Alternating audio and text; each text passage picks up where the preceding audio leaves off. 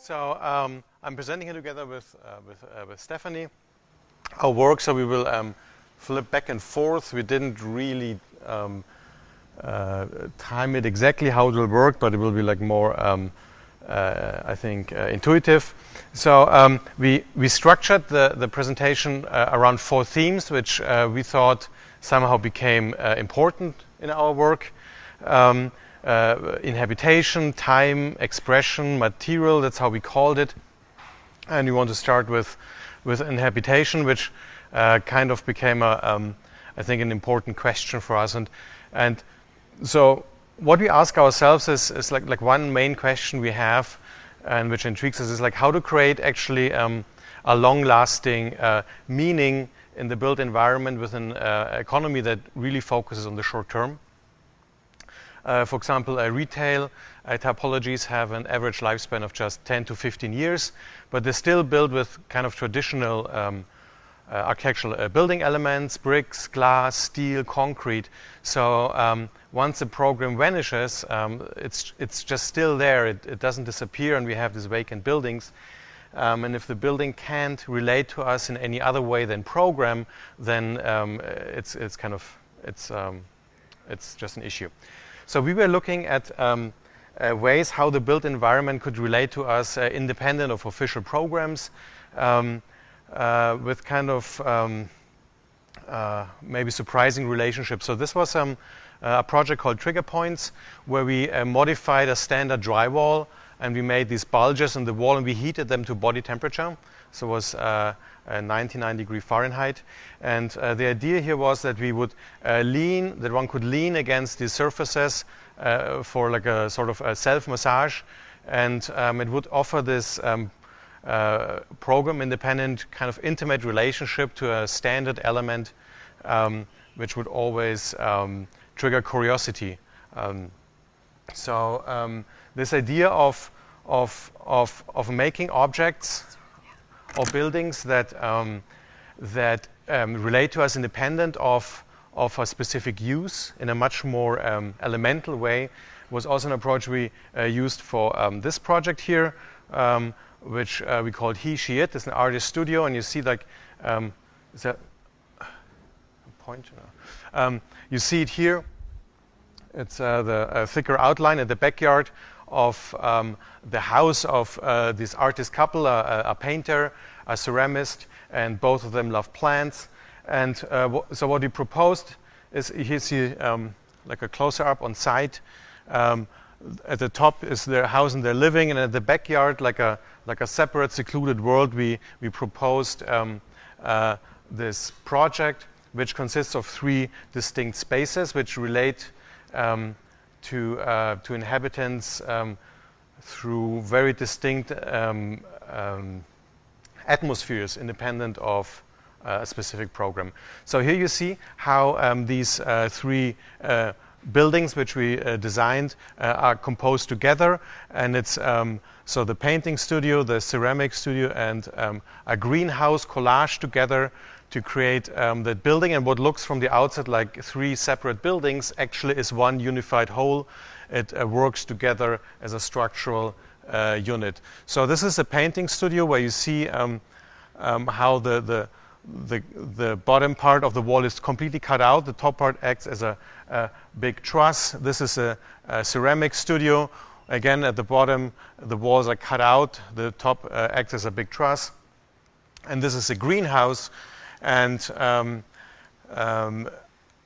this is how it looks from the outside. So the ceramic studio connected to the painting studio to the right, the black building. This is how you walk back along the side of the painting studio. And what we try to do here is, again, to create something with this kind of intensified atmosphere. It's completely black. It has no openings, no windows. You walk underneath that overhang at the back of the studio, at the back of the garden, as far as possible, secluded from the house. And as you enter, it's suddenly that flip, and it becomes that flash of light. And so we try to make a space which has like no openings, no windows, no view, completely even light. Then this is the ceramic studio, which is all wood. interior, and it has openings at the walls instead of the ceiling with distinct views.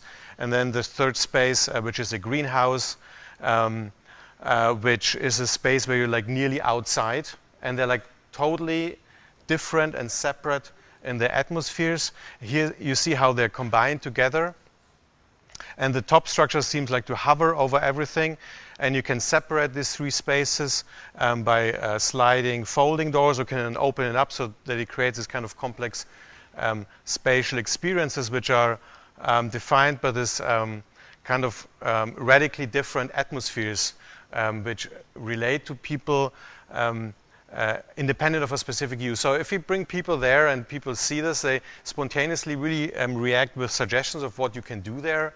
I would like to use the greenhouse as like a sleeping room, or I would like to use the wood space as like this or that kind of use. So it's really triggering responses which are independent from just a specific use of like a painting studio or a ceramic studio. Yeah, and then also, I mean, our interest is in program-independent spaces and designing spaces that endure through the transition of different program. But obviously, when we have clients who ask for specific spaces and they have specific uses, there are constraints. So part of our job is really to listen to the clients and try to understand that sort of behind their programmatic needs, what kind of spaces do they want? And that was definitely the case in this project. And that's why we called it He, She, and It. It definitely turned into a project where there was more of a narrative aspect that contributed to how we developed the spaces. And then in the end, I think it worked out for them, and they said that they wanted to actually move into this space and use it as their house and vacate their house entirely. But we, all of the material decisions and the orientation and the specific character of the spaces were really defined by the users, not the program, but their desires and their needs. So what we try to do is to figure out, like, okay, what would a painting studio need, what would a ceramic studio need, and then just exaggerate it to the point where it's like nearly absurd and extreme, and where you get this collage of this very distinct environment. So this is now like during dawn, and then in this photo you can see how it's during the night, and what we really like here is like how the night really pushes into the space through the greenhouse. It's really intriguing if you're like in that space and it becomes dark and you're somehow in that space, but also like totally enveloped in that kind of darkness around you. So a quick walkthrough now into the wood space. We're going into the ceramic studio. To the left you see that long strip window which we saw from the outside. Now we can go up the space, up the stair, where you get this other glimpse, another view out into this window. And the glass is mounted to the outside that you don't see the frame, and it really just looks like a hole punched in the wall. When we had at the end, when the building was reconnected with power and the power service came in, we had some when the crew came in and they looked at the windows and said, "Oh, this is really nice." They liked the space, and they asked, "But what are your plans with it?" And at the beginning, I didn't really understand what they were asking, but they actually thought that window was open. There was no glass there. So they were wondering what kind of window we were proposing to put in, until they realized, oh, actually, there's a pane of glass mounted to it. So we go around. This is the end of the gallery above there with another window which is operable, and that looks back into the greenhouse. That was the window which we saw from the other side from the greenhouse looking towards the ceramic studio. Now the view back, and this is the view back to the entry from the outside into the painting studio. So we were interested in how something like this could be also represented, because we were interested in ways how spaces could be used without just relying on official programs. So we developed this kind of drawing style where the geometric shapes or the abstract forms of architectural representation are somehow then colliding with this very figurative element of use, and and idiosyncratic relationships to the spaces with garden hoses and furniture and non-standard elements. And so we were really inspired by these kind of Japanese drawings from the Edo period.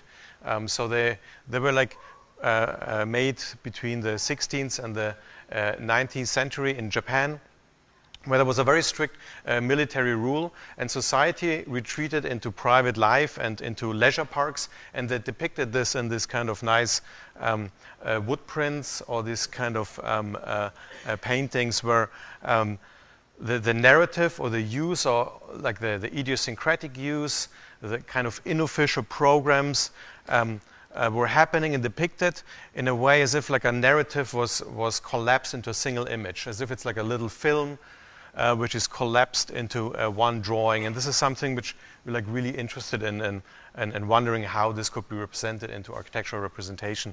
So the next project. So just to add, so the small project at the beginning, the trigger points, the protrusions in the drywall, show how we're interested in relationships to space at various scales. And obviously the interaction, the body is always part of architecture. And we find it kind of peculiar that it's rarely to never really shown in drawings. So we'll show later more and more we integrate the figure and all of the stuff that comes along with the body into our drawings as a way not to represent how a space is used, more to actually test the spaces that we're developing. Yeah, it's kind of like a graphic or visual way of testing the space. So when we were approached about this building, this is like a little plank house in Buffalo, super small. I think it's like 400 square feet. 400 square feet, like a single space. From the outside, it has this new siding and looks like unassuming, but it's actually like a 100-year-old structure, 130-year-old structure, plank house. And our suggestion to enlarge it and to energetically upgrade it was to not reclad it or not add something, but actually envelope it with like a large polycarbonate shell. So in the middle, you see this existing plank house where we would take down the siding to actually expose the wood planks. And then around it is this sort of inhabitable insulation. It's like a space which acts as like a buffer space to the plank house, but at the same time can inhabit it, and it's very cost effective. So a lot of space for very little cost. And this is a space how we imagine it. So we are now in that in the greenhouse looking back at the plank house. What you can't see here is that actually that polycarbonate is pink. On my screen it's pink, but the projection is kind of different from the colors. And this is a view back from the plank house into this space. So you see the boards which enclose this space, 130-year-old boards, and there's at the same time the structure of the house. So we should add, Buffalo is so unlike here. So half of the year, people really don't go outside much, or unless you're really an outdoorsy type of person, but especially with kids, it's difficult. So in this project, we were really searching for a year-round space, the type of space we're so envious you have, where people can just freely go out without layers and layers of down coats and wool sweaters, and have some freedom in a larger space.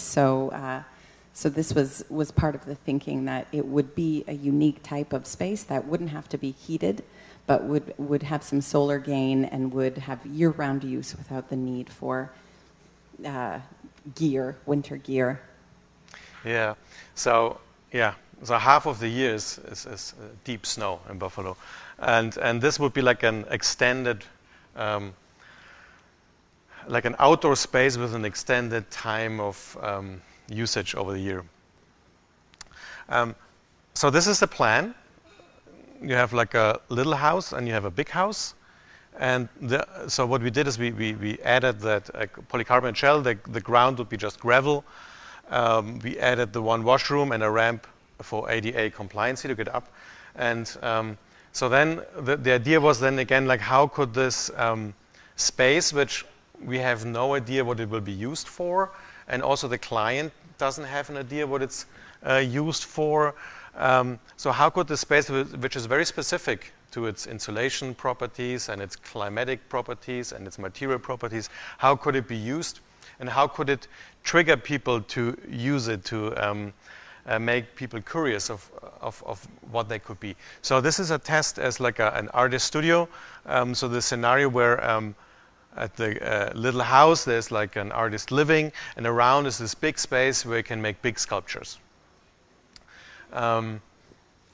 Yeah, and appropriated into these drawings too to make them completely not generic. There's always a narrative aspect which remains pretty private, but so to always make these kind of private narratives that define the graphics. For example, this was a Buffalo-based sculptor who works with deconstructed house parts. So I found his picture photographs of his sculptures and traced them so that it's a hyper-specific and non-generic picture of what this scheme could be.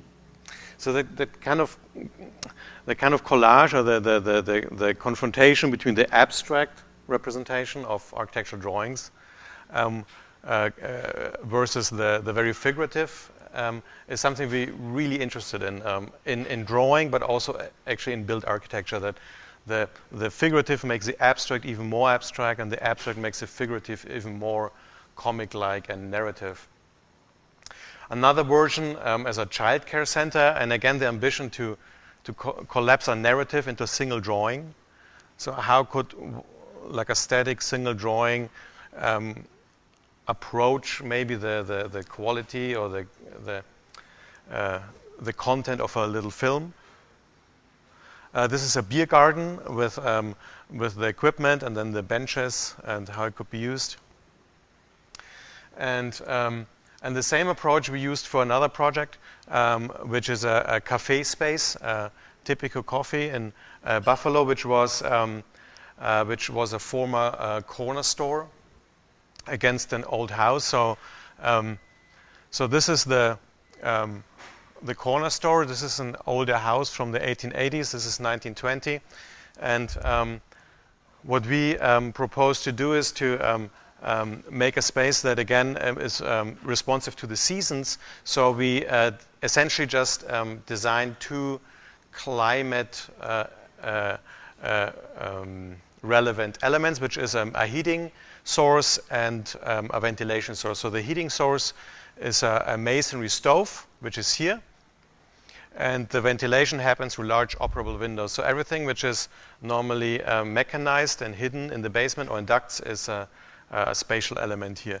And the drawing tries to show what effect that might have for inhabitation. So you have in summer, when the windows are open, this like an inhabited perimeter, and in winter it just pulls to the center of the space towards the heating element.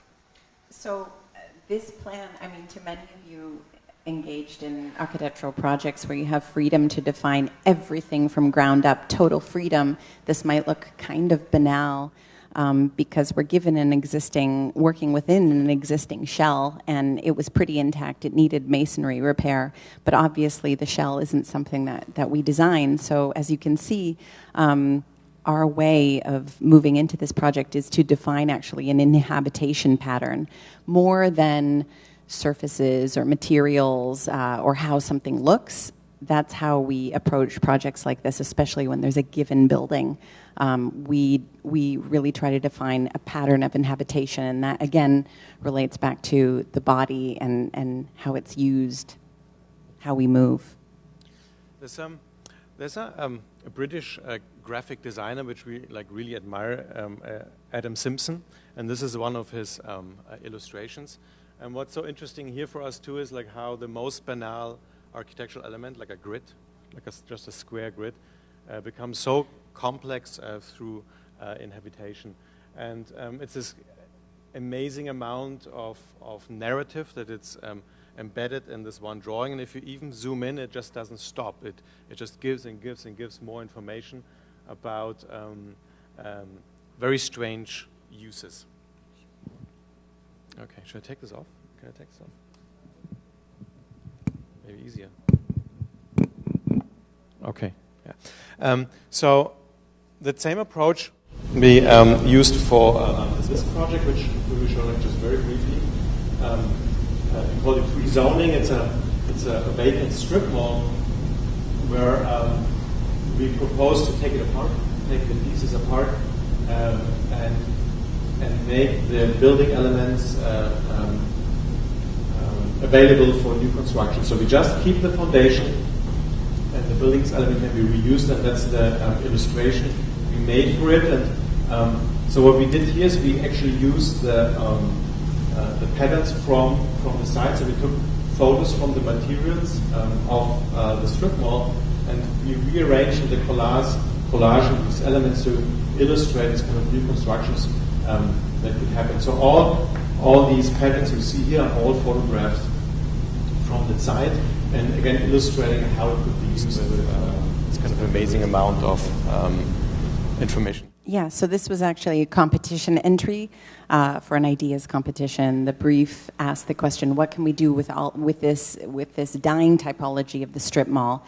And we were the one competitor team to say that, well, actually, the spaces are questionable. They need a lot of mechanical heating and cooling, and they're very dark. And so we proposed to reuse all of the building components and create new volumes within a structure of completely free zoning so that you could have, and there is a zoom out of this proposal where there is a horse farm beside a cobbler, and it's kind of harking back to medieval days of density and program variety.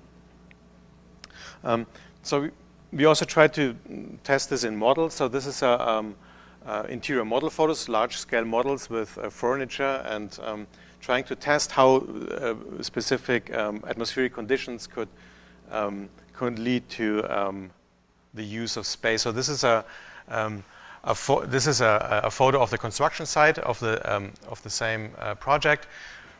So here in model, here on site, where we convert a large garage. It's a very large clay brick garage into an efficiency dwelling for these clients. This is how it looks from the street. So it's a very unusual site. So it's very deeply embedded into the block. You nearly don't see it from the street. That's the project here with like this kind of different openings and garage doors. You see here how there's a long driveway to the back of this garage, and this is the existing plan of the garage. And we have like a very, very minimal intervention into the project. And what we mainly do is we add a lot of skylights as like a fifth facade and a big awning to extend the living space to the exterior. And this is the illustration, how we imagine it. And the idea is that we see that existing little partition, which they have already here, as the overlap between the garden and the big garage. So instead of just seeing that little space as inhabitation, the idea is that the inhabitation is really the zone of overlap between garden and garage, and depending on the seasons, this whole thing could be inhabited. And then here again, the ambition of showing the very figurative elements of inhabitation against the very matter-of-fact, simple geometry of the space.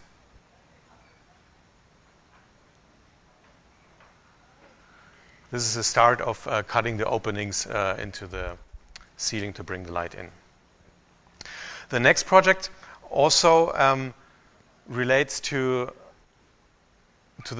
short-lived uses and the kind of durability to architecture, but in a very different sense. So the idea of an architecture which is instant and which could just disappear after its short use. It was a competition entry to a street fest tent. Street fests tend to be just like one day, and so what we suggested is to have this kind of canopy which you can fold together and rapidly take away or put to different places, but have it mirrored so that it reflects the activity of a street and actually amplifies it.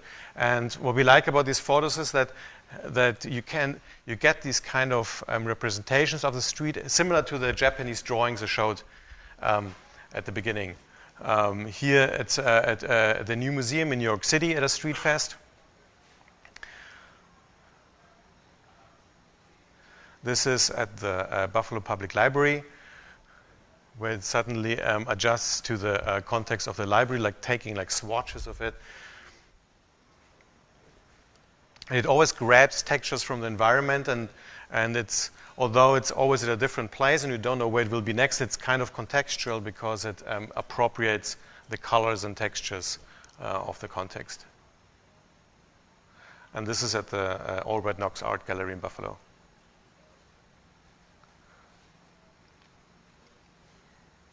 So the projects that you've seen so far, pretty much all of our projects actually, I mean, really come to be on a shoestring budget. And this was a competition entry with a fixed budget as well.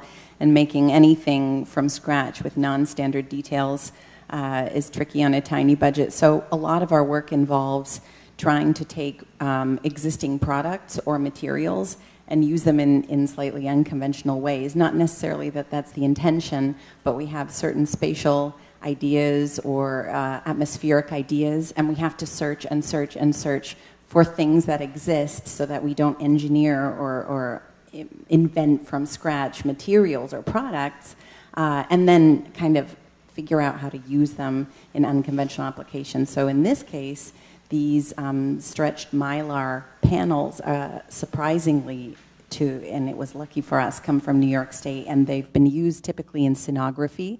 They're reinforced on the inside with a foam plane, and the only thing that we had to customize for these was to have the mylar stretched on both sides so that both sides of the canopy are reflective. So the second theme, which is very interesting, is time, which I mentioned before. And time is interesting to us for a couple of reasons. The notion that architecture tends to be around much longer than other objects which we have, for example, through maintenance. So whereas other products lose value over time, architecture actually accrues value. But also the idea that that often architecture is measured as like as an expression of its time. We are very interested in buildings which are not necessarily an expression of its time, but when they also have that quality where you don't know when, from when it is, when it gets a kind of, when it's hard to date a project. That's for us a very interesting condition. So Lina Bobardi has this very often in her project. So this is a house she did in 1958, and it's really hard to date it, and we find it fascinating. It has this vernacular elements, it has abstract elements. Here you see the facade, the way how the vernacular element of these tiles collides with this abstract opening of the window, and the glazing makes it hard to know when was this actually made. And this was interesting to us also for this project, which I showed before, typical coffee with the stove, and this is a masonry stove. And you can clearly see that it's like composed of elements from a different time. But at several write-ups, when the project was published and it was written about, very often that stove was mentioned as an existing element, although it was an element which we added. A historic masonry heater. So. The historic masonry heater was the one thing we newly added actually to that space. And we find that interesting. So we like the idea that it's hard to date or hard to know when it was made. It has the decorative elements which might look historic. At the same time, the detailing is that it has like this very sharp corners and it looks abstract. Also, the texture here is abstract, but then it has the figurative door, how you open the stove. So there are many doors for stoves which are super clean and minimalistic and flush, but we wanted this door which is articulated with the stationary mounting frame and the operal frame, and the glass is set in and the handle is very articulated, to have this figurative element against the abstract. So another project, a very well-known one, is this flower kiosk by Sigur Leverens, and so we're intrigued by these kind of same strategies which are applied here. So you have this super abstract concrete box. But it becomes even more abstract because there's this figurative element of the door mounted to it. And then the door is lifted up without a step, and the joints are not aligned so that it looks like as if the concrete would be running through behind the door. Also that the glass is mounted here on the same level as the concrete, but then you have this smooth element against the rough element. The idea that the rafters are mounted on the top of the roof, that from here you only see this kind of thin roof line, which makes it look like a cardboard model, so that the tension between the figurative elements and the abstract is really interesting to us. And so that project, which looks like it could be like a 1990 Swiss minimalistic concrete box, was actually built in 1968. So again, the theme of kind of disguising from when something is made is really intriguing to us. And so now I want to show the films. Oh, because it's time. Yeah. So one mode that we've started to work in more and more consistently, expanding the use of drawing to express the kind of idea or narrative or both behind a project, is stop motion animation. And we do this in a really low-tech way, really just making multiple drawings. But this is probably our most explicit tool that we use to try to show how important time is in a lot of our projects.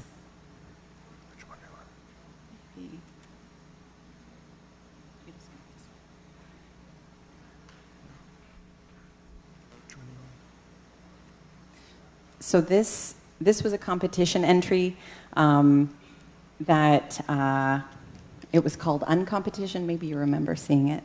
But basically, we could propose our own project. And our house in Buffalo at the time, our neighbor house was infested with rats, and we had to call the building inspector. We were constantly daydreaming about what we could do if we could buy it, because it was just a problem. So we proposed to renovate it, but in a really simple way.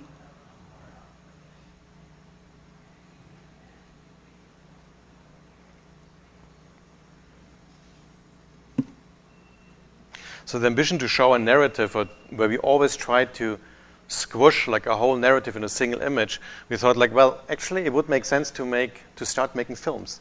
So so these films, they're made with like always like around 1,000 distinct drawings put together.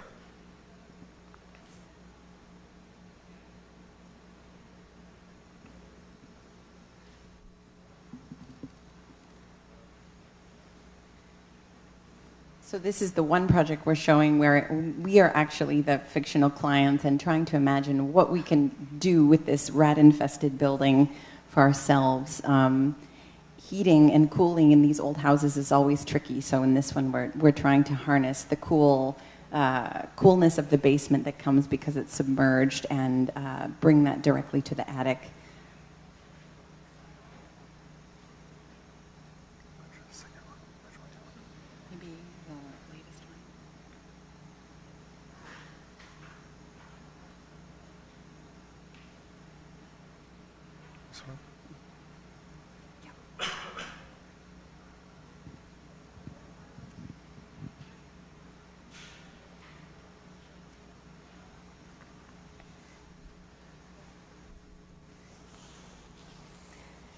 This stop motion was just shown as part of the Lisbon Architecture Triennale. And it's also not completely fictional. Again, it's based in Buffalo, and the site is a vacant property that we bought with the idea, again, that we would build something.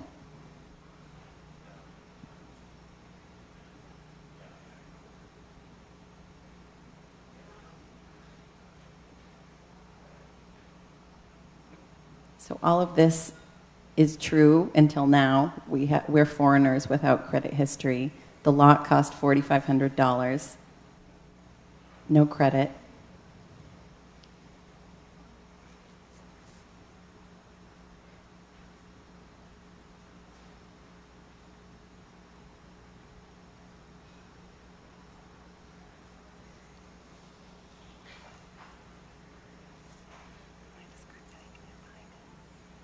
Well, doesn't it describe it itself?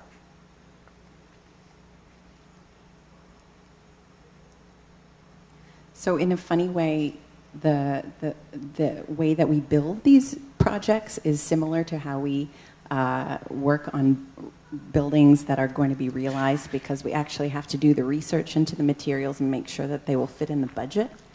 So I sourced these structural clay tile from a place in Ohio. They do cost $10 each.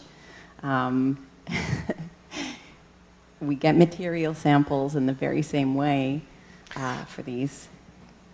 So the basic idea is that how could you make an architecture that requires the same amount of payment as a mortgage if you can't get a mortgage?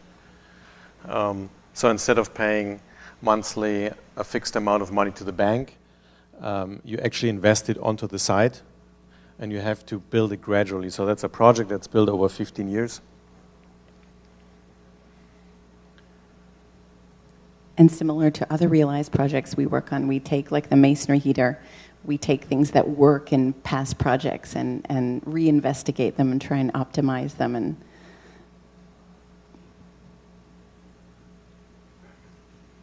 as we found out with realized projects, infrastructure is very expensive, so the composting toilet was a cost-effective option at the beginning of this phase.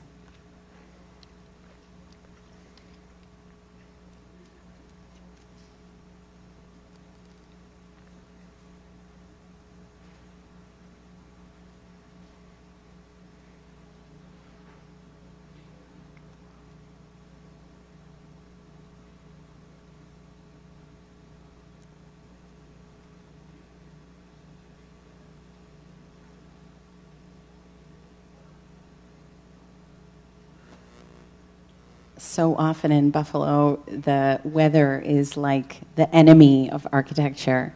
And so we thought we would incorporate some of the trial and error that we have to go through in order to figure out how to make spaces strong enough to contend with the winter.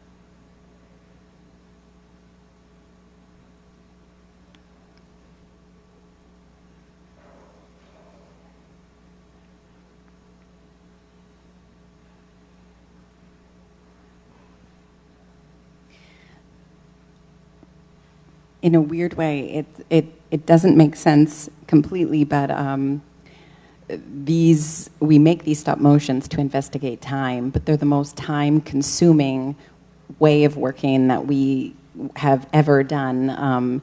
This particular stop motion wins the award among all of our stop motions for the number of drawings. It's made up of 1,002 drawings.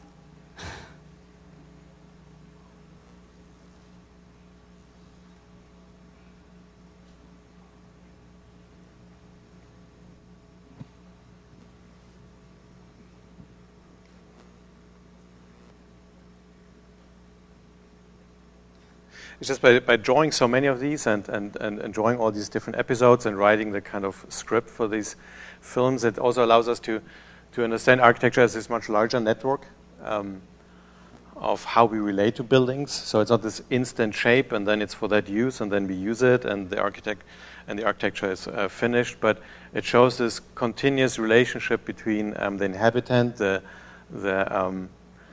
the lived-in experience on that site, and a continuously evolving design.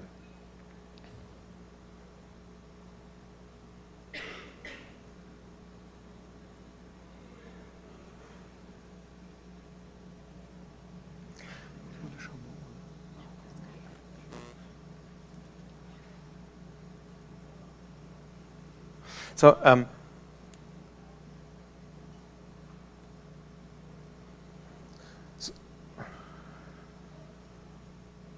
so what we called expression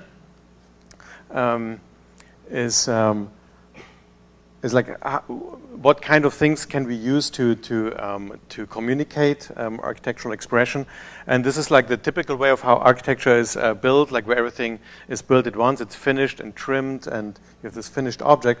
But we're very interested in architectures like that. So that's a polykatikia in Greece, for example, where the bottom part is finished and rent comes in, and the money is used to finish upper floors, and you get this gradient of finishes. But what's interesting about this is also that actually what's happening on the construction side is for us much more interesting and much more beautiful than actually the finished object. This is another polykatikia in Greece where it's a construction which is super slow. I was like following this for like over 10 years.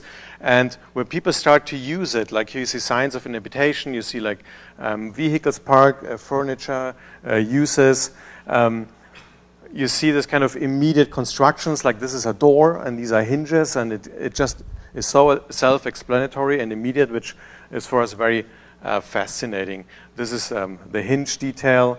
So we were drawing these types of architectures because, again, they have this amazing clash between like abstract elements and the figurative, and you have the rebar sticking out on top. You have inhabitation elements. That's the roof plan with this kind of weird distribution of columns and rebars sticking out. And these are like actually really beautiful geometries and plans which one wouldn't design like that. The very figurative elements of the car and the furniture, the kind of interesting drawings which these make. So in this case, you might think, like, why wouldn't the photos suffice? Why would you bother spending time drawing this? It's not your project, and it's not.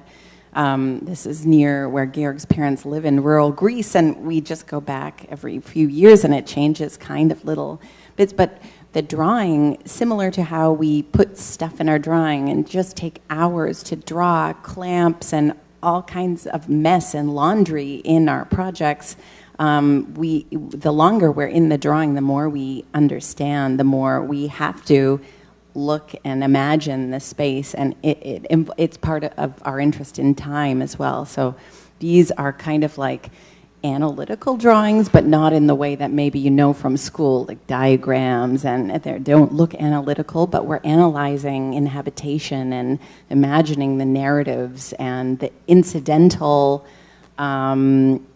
moments that seem to work in the sense that they capture our intrigue. Yeah. So we are actually really fascinated by construction sites, and we just, one ambition which we have is actually to make the finished object or the building as intriguing as the constructed one, or not having the construction site actually being nicer than the finished object. So this is photos from the studio when it was built, and it's actually, for us, it was very interesting to be always every day on the construction site and see what happens if elements are added or how we could change them. And the final decisions are actually always made on site just before it's built, and the projects from us are always a little bit different than the drawings. So this was when, for example, the black tar was painted on that wall, and what we found really interesting is how beautiful it is before it's dry, when it's actually this kind of shiny surface.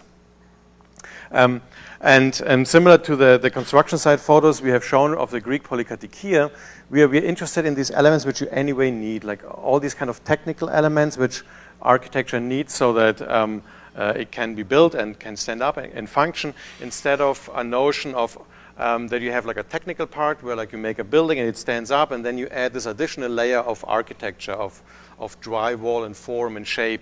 So we're not interested in that. So for us, really exciting moments were when we could use expressive elements, things we anyway need. For example, these kind of steel columns from the greenhouse, that roller here for that sliding door, that mechanism, how it opens, all these kind of self-evident elements which which communicate and express how they work, these kind of matter effects elements, or like that we needed this kind of the rain gutter was really interesting to us, and how we could form it and what the expression of it could be. The idea of the fluorescent light strip becomes suddenly super important.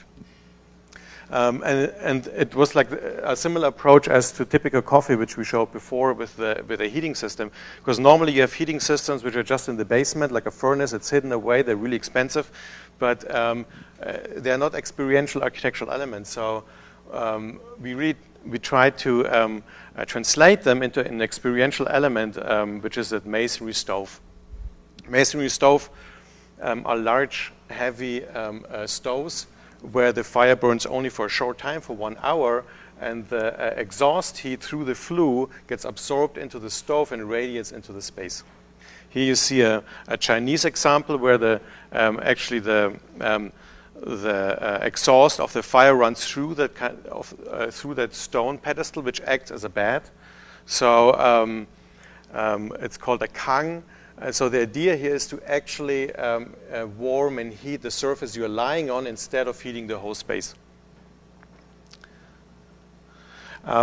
Another precedent, hard recall, where one could read that building also as living in a heating element or in a furnace.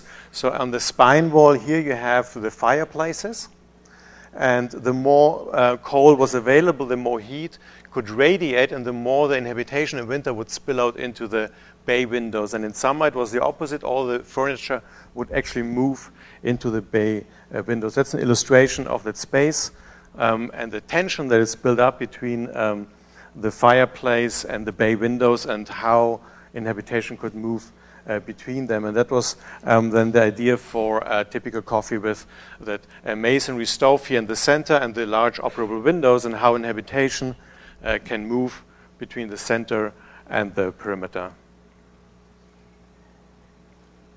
These photos from the outside. So you can see in summer like how the operable windows are open, and how the outside really meshes with the interior. I look in from the outside with the operable windows into the stove.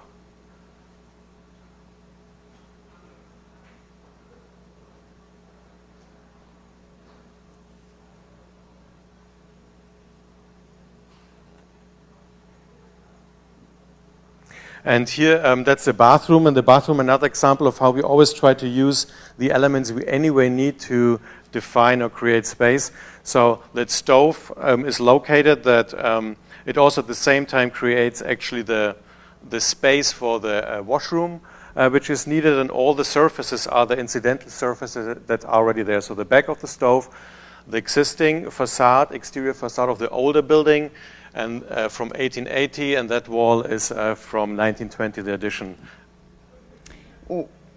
With our imagination of inhabitation, this project in particular has been really fun to watch since it's opened about a year ago, because there's an Instagram that people log in, because it's like a commercial space. So they log into, or I don't do Instagram, you can tell, but they post themselves, and it makes me feel very unimaginative in my inhabitation drawings, because the way that people sprawl on the masonry heater, or the things that they do, it's really, really exciting and fun to see people so responsive and so physically responsive to a space, when that's kind of what we imagined could happen, but to see it happen just so clearly, and then to see it documented, it's also convenient. It's kind of interesting, because I always thought that people don't really care so much about space, or don't talk about it. But in these Instagram comments, what Stephanie mentioned is that actually people comment a lot on the space. So they comment about the stove, about the windows, or how they're open. They commented on that window where the comment was about where typically there's a mirror, there's a window, and that was totally like what we wanted to express, and that it was perceived like this was really exciting for us. Another element where like the lifting up of the bench. So this is the sill at the window where you sit on, and it needed some support, and where we wanted to form it in a way that it's really self-explanatory, that it shows, oh yeah, I'm lifting up, and this is how it works. I'm just like pushing against the corner of the floor against the wall. The lights are mounted on the existing tin ceiling. The existing tin ceiling is iron. So the idea was that the lights could also move with the shifting and habitation pattern between the window and the stove. So they're mounted with these magnets. So these are magnets. You can actually move the lights like a chessboard along the ceiling. And we also designed these tables because of the very different seating heights, from the windowsill to the very low stove bench. And again, our idea was that, or our ambition was that it's a totally self-explanatory object.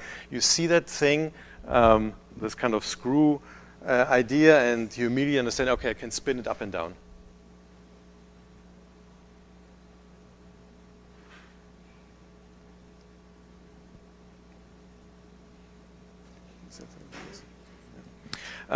So these ideas of spaces which could be developed from different things than program or use, which are about atmospheric qualities, we also used as a tool for teaching. So this is a first-year design studio, a book that we published about first-year design teaching. And what you see on the covers are images taken by students, and all these images were taken by students of spaces they felt like an immediate relation to it. They were intrigued by the atmosphere of that space. So the first task was for the students to go out into the city and find spaces they find an immediate instinctive relationship. So one really important objective in the book was to encourage students to take kind of every day as an opportunity to learn about space. I think, in Buffalo there are a lot of notable buildings, but this is also rooted very much for me in a personal upbringing. I grew up on a farm in rural Ontario, Canada. It's not like I'm steeped in architecture, and that's what drew me to architecture, but I'm just interested in physical relationships to spaces and responses and atmospheres, and I think that we don't necessarily always need case studies by architects who are prominent in the architectural historic canon to learn significant things about space. So in the book we give some tasks and some hints about how to just soak up lessons from every space. If it's a strip mall, if it's our office in a temporary portable, which is photographed here, we actually used spaces that were in our everyday in Buffalo as case studies in the book. Yeah. And another ambition was to use the techniques which anyway have to be taught to students, design techniques to create space. So all the different techniques, for example, like perspective drawing or foam cutting or plaster casting, I always use to generate form and space. So they're like kind of found forms from media techniques which are learned, and then after the fact investigated, how could they be actually inhabited?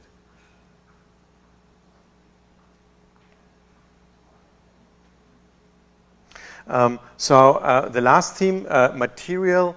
The idea of an architecture which is long-lived. We also investigated what does it mean for material or construction systems. So this is a research into corbelled structures. Corbelled structures are structures which are purely compressive and have a potentially very, very long lifespan. For example, the Treasury of Atreus is a corbelled structure. It's 3,000 years old. And the idea is, how could this be used for contemporary structures? There's a couple of papers from recent papers from mathematicians that actually show that there are new irregular geometries for corbelled structures, and we investigate them to see like what type of spaces can you actually do. These are drawings of corbelled stacked blocks where with different densities. So the darker blocks are heavier blocks, the lighter gray blocks weigh less, and they can create this kind of unusually large overhangs without any mortar. They're purely dry stacked structures. They don't need any fasteners. So they are very long-lived, and they can also be simply taken apart and rearranged into new structures. And currently we're moving that research into construction-grade materials like concrete. This is, for example, a block which has a gradient of density. It's heavy on the one side, lighter on the other, so it has this uncanny overhang. Working together with a company in Switzerland, there's communication via Skype in how to create concrete with very different weight and densities. For example, that block is 6 times heavier than the block to the right. Here's another structure, corbelled with a heavy end here, and it's cantilevering off a tabletop, photographed from underneath, and you can see this kind of surreal overhang of these blocks. So to finish, we just have some student work to share from both of our teaching at the State University of New York at Buffalo. And I see a student in the audience. One of our most amazing students, who I think we both taught over the 4 years of undergrad, fled to the fair state of California. So Chris is from actually a class I'll show, so that's exciting to see him. But we both teach at the State University of New York at Buffalo, as well as online for AAU. And these are just some courses that look specifically at some experimental handling of materials. And in particular, I'll start with a course that looks at waste materials. So a lot of this links directly to our own work and interest in using materials in very resourceful way, and not being unnecessarily wasteful, and also paying respect for really hundreds of years of kind of craft and material innovation and sort of innovation in technique and how to use materials for architecture. And so a lot of the materials that we look at are traditional, and we look at how to work with the materials traditionally as a starting point or as a springboard for then using them in an experimental way. So we put a lot of emphasis on the orthodoxy of material handling. For example, this is a traditional brick-making mold. And for a current course, so you'll see some in-progress work taken just before midterm, we're actually working with just found natural materials, so the stuff that you can pick up off of a suburban lawn outside of or in Buffalo, New York, pine cones being one of them. So one student, for example, is working with pine needles. It's great to work in the fall in Buffalo. Everything is falling, so they're just harvesting garbage bags full of materials for free, which are normally actually just burdens in the landfill. So this, the course asked students to choose a material that would either be seen as waste, but would be readily available organic material that they could get for free. And then they were asked to explore the material in 3 fundamentally different formal iterations, so volumetric, planar, and linear. So this is the volumetric study that the student did, making a pine cone block or brick. At the actual nodes, they're all connected. The top is a pine cone pellet, and the bottom is like a wound pine cone cable. So these are the course is called Elemental Materials, and it's trying to, in a way, develop an ethos of interacting with materials in a very rudimentary way, just to explore their physical potentials, and then gradually nudge them toward some kind of architecture that would remain only for a very short time and then have the capacity to completely reintegrate into the environment without any detrimental effect. So the student is looking now at casting arches, and that span was around 24 inches. And here's an interior shot. So ultimately, the objective is to create something either 1:2 or 1:1 to really put, because these materials aren't scale materials as the scale figure suggests, is to really push their structural potential and obviously spatial potential combined. Another material, I'm sure you've all come across these. I took them for granted until the course as well. These are biodegradable packing peanuts. They're made with cornstarch.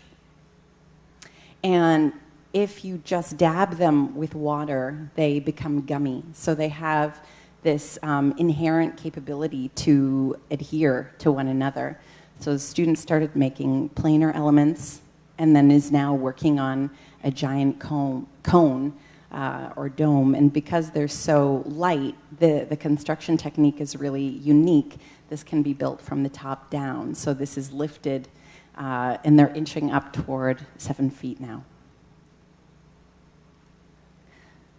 Another image. This is an invasive species of wetland reed called Phragmites. The students were attracted to this very feathery texture, and we're working again with casting techniques to make something.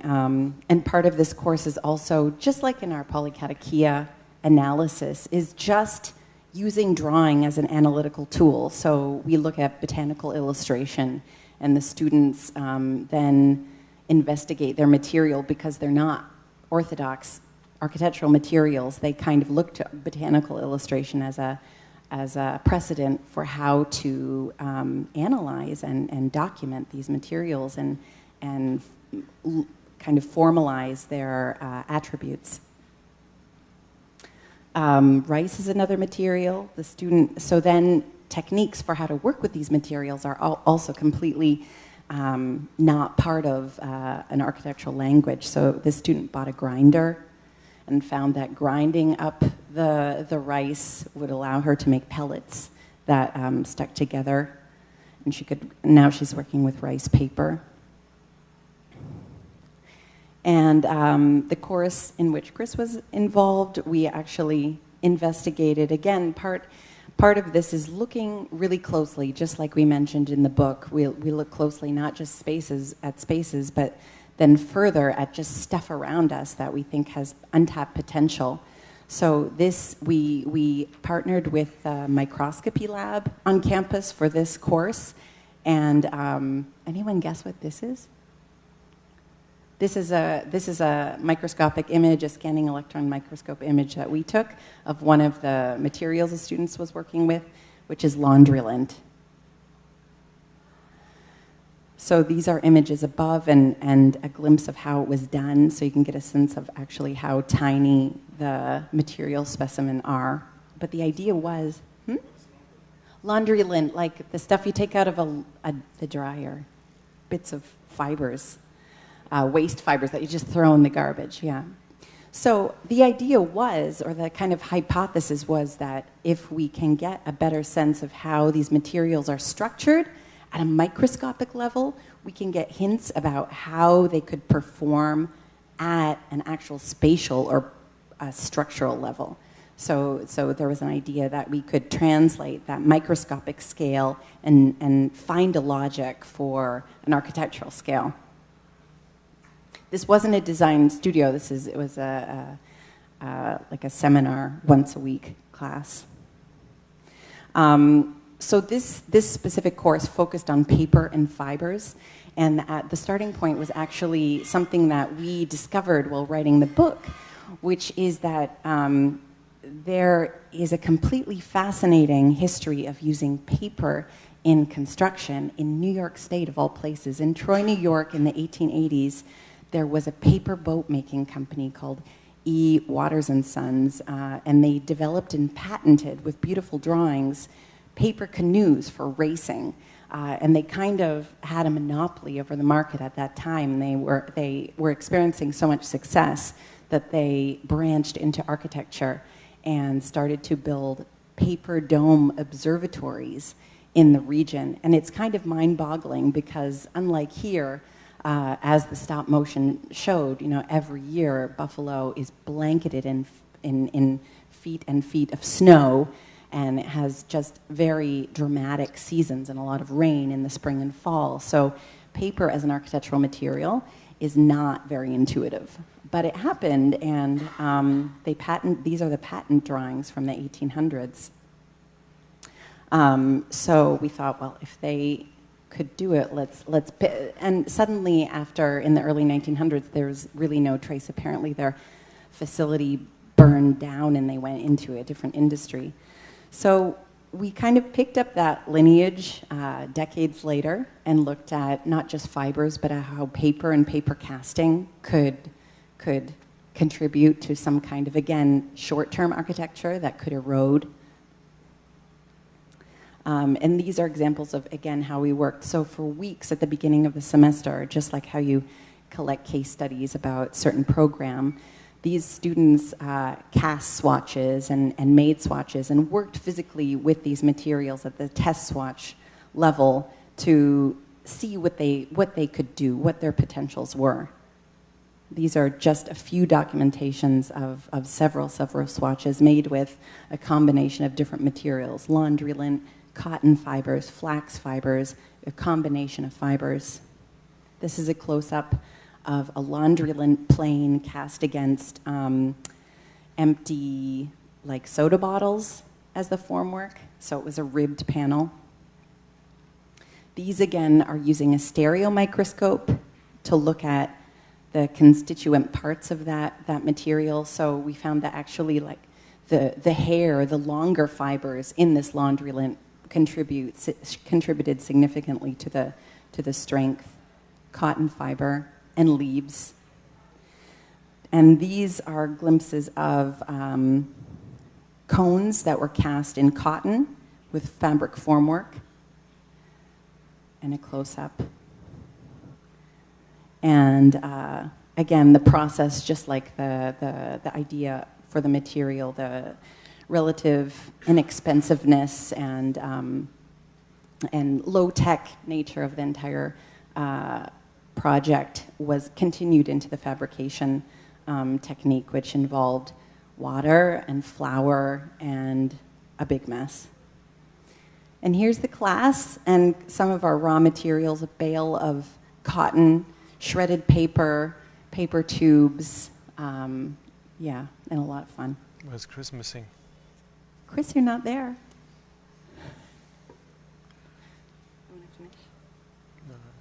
So this is the final glimpse into some student work. We just finished working for 2 years with the Corning Museum of Glass in Corning.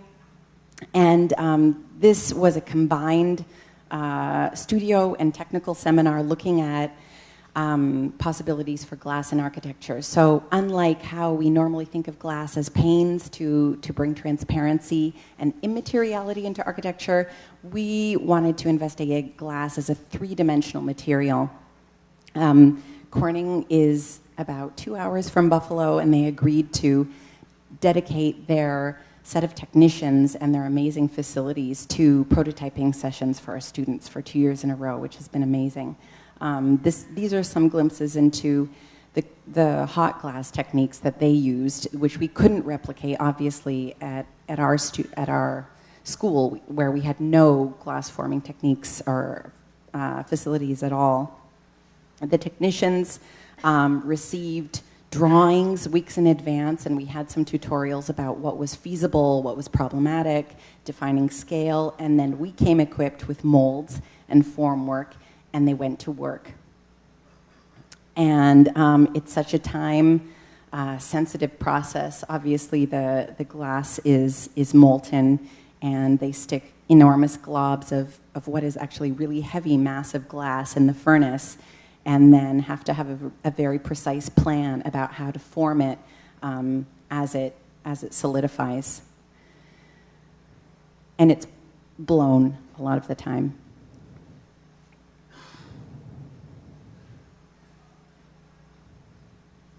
So we found in studio it was obviously completely impossible to replicate the state-of-the-art glass blowing studio, not to mention the fact that it takes years of practice and skill to know how to handle glass. But I have a background in ceramics, so we thought we would take a leap and invest in a glass kiln for the school. So in a controlled environment, glass is a lot less intimidating to work with and has some similarities to ceramics, is kind of on the refractory material continuum, and we actually use ceramic as molds for this glass. So we could actually work with glass with the students as well, although the behavior of glass in the kiln is completely different compared to when it's blown. So these are some glimpses into what are really analogous to what you saw in the paper and fiber studio, the test swatches, just seeing what happens when you try to form a material into certain forms at a manageable scale, looking at the physical characteristics, seeing what these forms suggest, different types of glass fused in the kiln, using different techniques. This is a technique called pâte de verre, where a glass paste is painted on a mold. And then finding ways, of course, to work with the material, which is much different than chipboard or wood or any material that we're really used to in architecture. Again, these are test swatches, again, in ceramic molds. And I'll show you a couple of student projects. This student actually, this relates really to the elemental materials studio in just sourcing materials that are right at our fingertips for virtually no cost. This student said, well, okay, we learned in the course that glass is made out of sand, which everyone learns, I think, in elementary school. But yeah, we said, yeah, but this glass forming is different than glass making. I mean, we just don't have the capabilities. But they were ambitious and used arc welding to transform silica, sand, into glass. So it was maybe a bit dangerous in retrospect. But in the end, what they created are fulgurites. They're actually, do people know of fulgurites? Fulgurites are naturally occurring in places where lightning, for example, strikes sandy landscapes. And then there are these kind of forms. They look like nodes, sometimes with roots. And they're actually glass. They're not the type of glass that, if we look at them, obviously we don't think of glass. It doesn't look like a window. But it is silica sand transformed into glass. So they were making fulgurites using arc welding in silica, just construction-grade sand from Home Depot for, I think, $4 a bag. And then they tried adding all kinds of different additives to the sand to lower the melting temperature because they thought they could get a different type of glass or a higher quality of glass. So these, again, are examples of their many, many myriad of tests. And these are some of the fulgurites with those tails that look more like the ones that happen on beaches. So they were actually kind of replicating at a small scale an environmental process where glass is formed. And the glass is most visible on the inside. So what they started to do was pry open these fulgurites to reveal that glassy surface that happens when the high temperature hits the sand. And what they ended up doing as their architectural proposal was prying open with tools several fulgurites to make a dome over sand. So the interior, if you were to use sand as a formwork and then dig it out, the interior would be this kind of sand-speckled glass that you see kind of imagined here with a scale figure here as well. This is another model shot with a scale figure. But this is made with that method. So this is an actual glass dome made of fulgurites that were pried open. And the last project was made again with glass. We tried to take advantage of the Buffalo winter and use ice as a material that might simulate glass because it bonds and it's transparent. It has some formal and optical similarities to glass, but ultimately, obviously, it's just too responsive to temperature.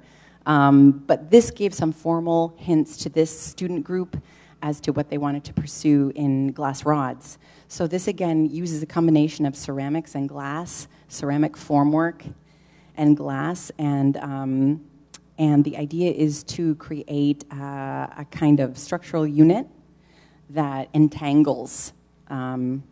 So there are so many failures and so many unexpected things happening with material when you apply high heat and you put it in this box and can't witness what's happening. It's really, you can't touch it anymore. It's impossible to control. So a lot of the tests slumped and just flattened.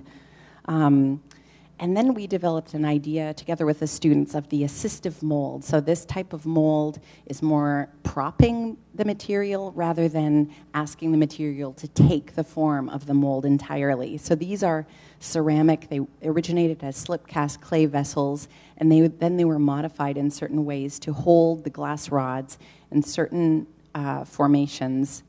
This is another one, so that they would fuse at a certain point, like this. And eventually, even if the same mold is used again and again, all of the units are different, but they all interlock into various spatial formations. And this is a final image of the project using various scales of this glass unit.